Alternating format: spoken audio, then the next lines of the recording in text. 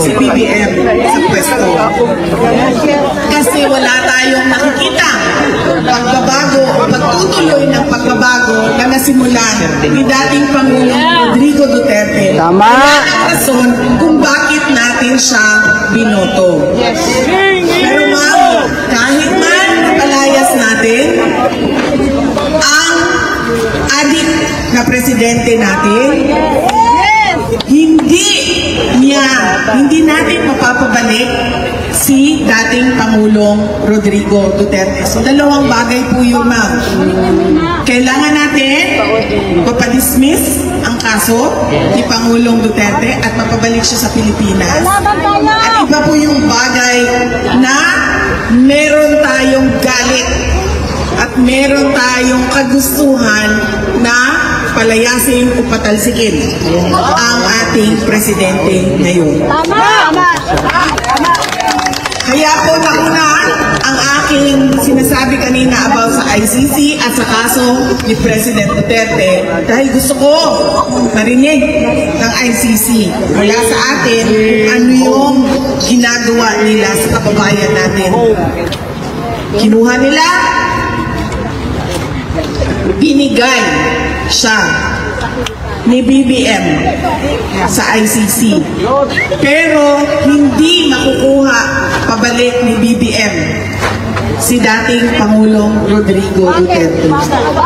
BP, kung ikaw na ang presidente, mapauwi na. Bakit? Kasi pumasok na siya sa ICC. kulungan. Under custody na siya sa ICC. Kasi sinurrender siya ng Pilipinas. Pero mali yung pagkuha, di ba? Yes, ma'am. Yan din ang sinasabi natin, ma'am. Bakit?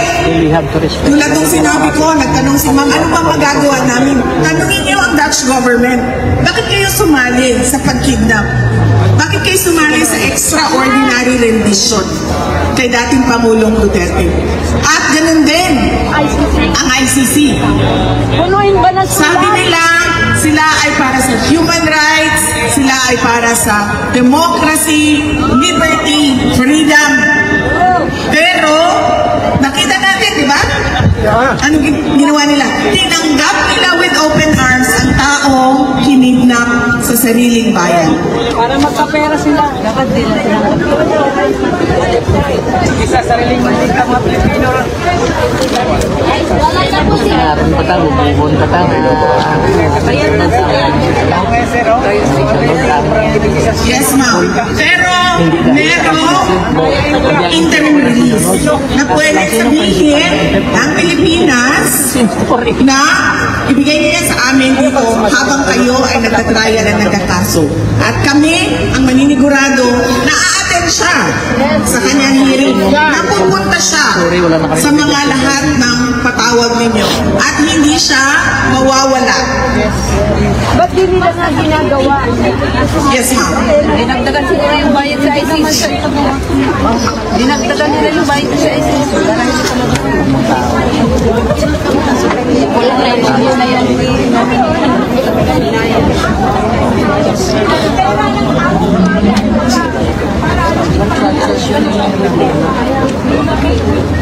Hello po, sorry po sa inyo lahat.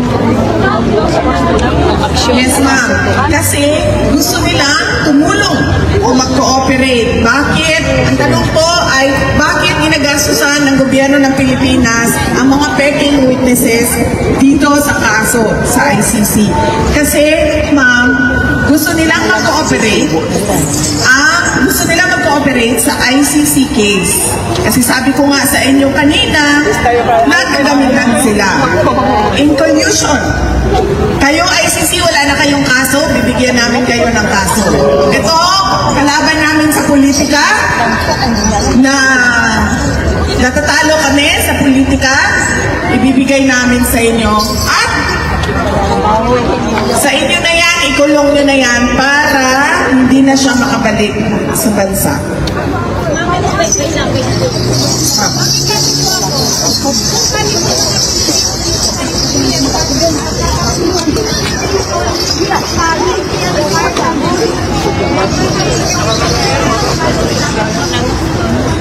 Yan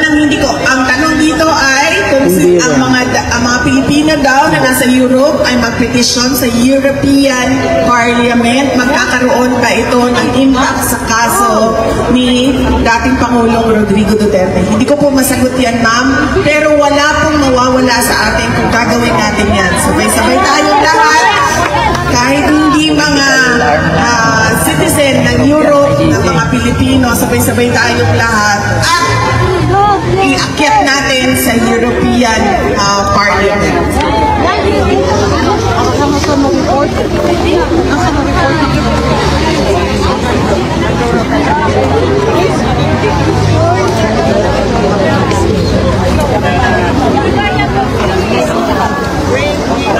Magandang lahat.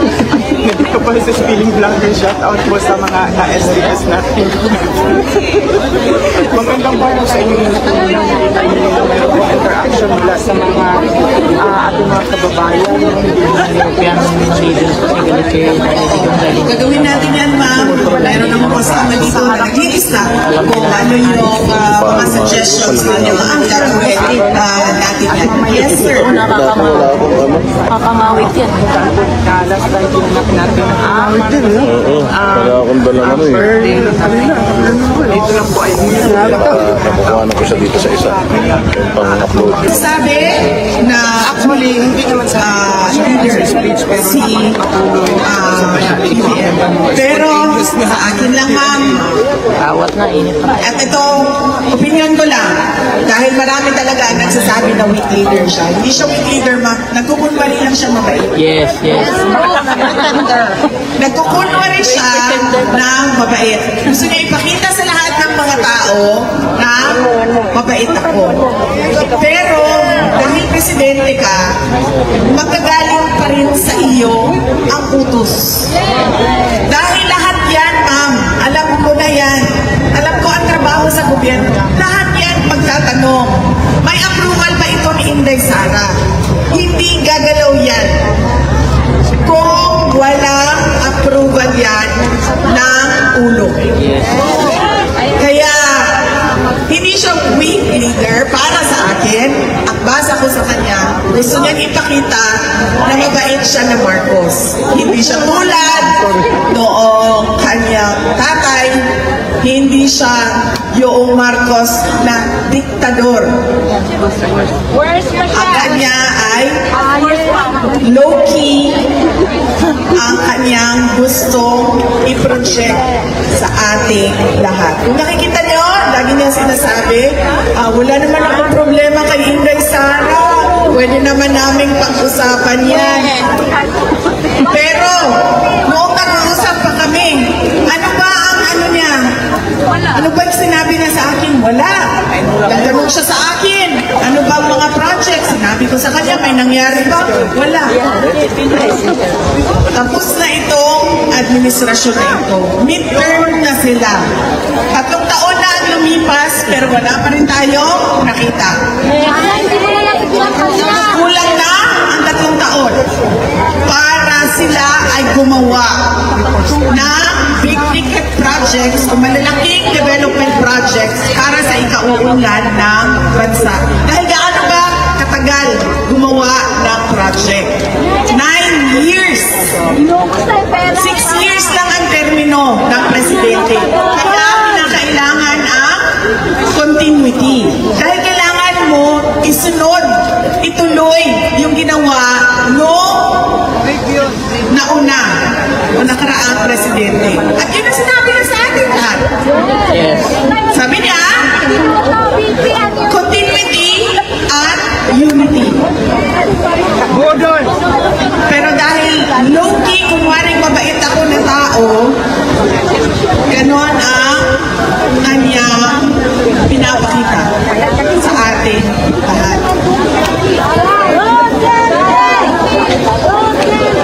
Ma'am, naatrasan niyo po.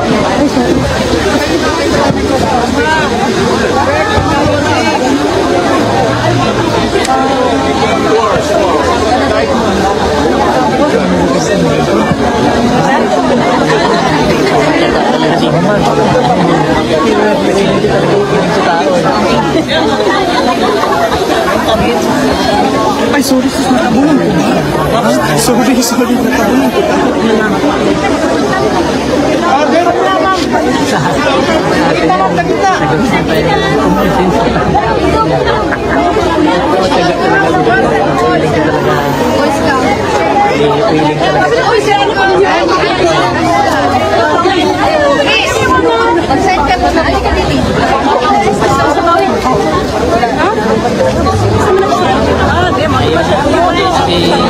tayo.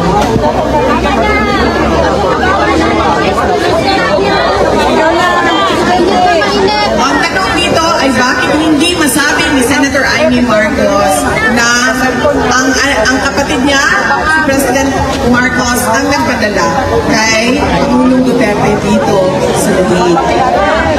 Hindi ko po masagot yan, ma'am, dahil hindi ko po alam kung anong iniisip niya at ano ang paninindigan niya sa pamilya at para sa kapatid niya.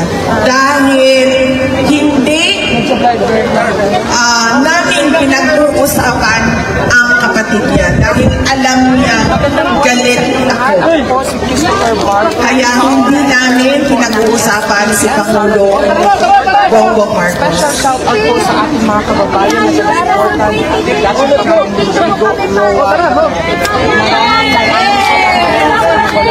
Maraming salamat at hindi po natapos ang aking talumpati sa ICC. Ako nang bahala na ipagpatuloy yung aking mensahe sa iba't ibang plataforma dahil ang ating mga kababayan sa Korea ay ganun din ang kanilang gagawin. Gusto nila ng rally na makita ng mundo kung anong kamalian ang ginawa sa ating kababayan na nandyan sa loob ng detention center. Magkita-kita po tayo mamaya. Yes. Dahil ako po ay hindi European at hindi ko na kaya. Sunblock, sunblock. Ang init na yun. Kaya natawag niya na awa. Kaya natawag niya na Gusto niyo talaga itong init na yun. Yes, yes, yes, yes. Yes. Hindi ba kayo pagkakasakit? So, balis lahat ng ito, ako lang pala ang magkakasakit. Ayaw magkasakit kay Presidente pa ka. Ayaw natin ang araw sa Pilipinas, araw-araw ito. Minsan lang ito dito. Yes, ma'am.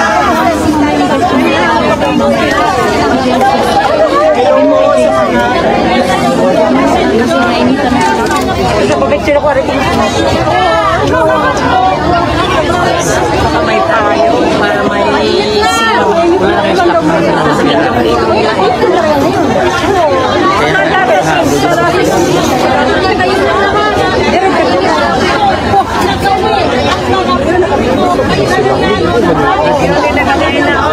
Direct naman kayo. Ako din, ma'am. Kahit ako, ma'am, gusto mo rin na talaga. Sabi ko nga, I am frustrated with the administration of PBM. Gusto ko na rin, dahil nagsasayang tayo ng oras, magsayang tayo. Nagmamadali po tayo bilang isang bansa.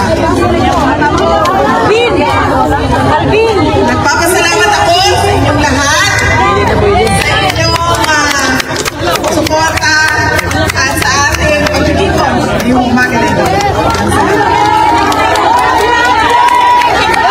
Ayan na po at patuloy tayo mamaya. Sundan nyo lang, abangan nyo sa Banregan. Dahil after dito, ay lilipat kami doon from 8 o'clock Pinas time. Meron na natin. End na natin ha. So, Mamaya ulit, mag-live tayo paglipat natin doon sa amin.